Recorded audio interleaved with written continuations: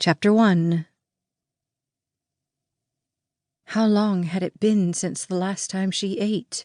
A day? Maybe more?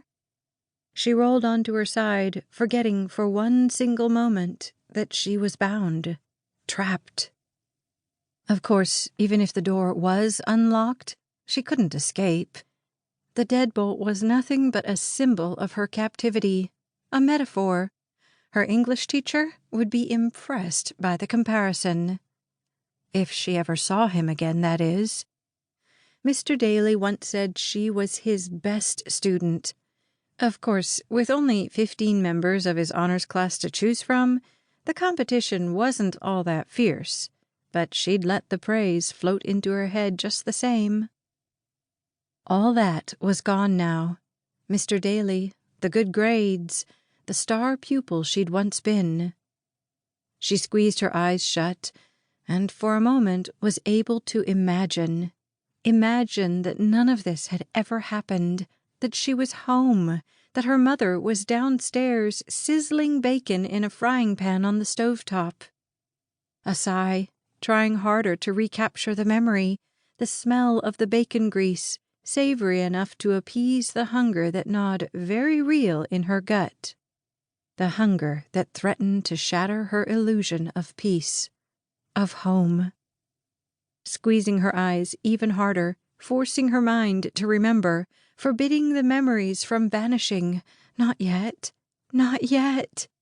Where was the smell of bacon? She didn't want to let it go. Javier had come last night, but he didn't stay long. He rarely did anymore. She told him she was out of granola bars. Hadn't she mentioned that? And he promised to get her more. Or had she misheard him? He was mad at her. It wasn't his fault. Work was hard right now. Lean times. She saw the anxiety that draped over his shoulders like a 100-pound mantle. There, a simile. Mr. Daly had been a good teacher. She curled her knees up toward her chest, turning her back toward the sunlight that was valiantly attempting to pry into her room through thick curtains. The shackles chafed her wrists, and her back kinked when she tried to inch away from the invasive sunlight.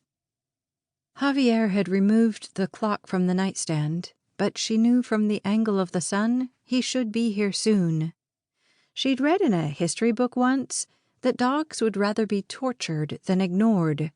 She couldn't recall which class she'd read that in, or why such a random fact popped into her head now of all times, but she'd learned that random thoughts pop up at unexpected moments when you're chained to a bed. She inched her heel away when she felt the prickles of sunlight land on her bare foot, and counted the minutes. Javier would be back soon. She hoped he remembered those granola bars.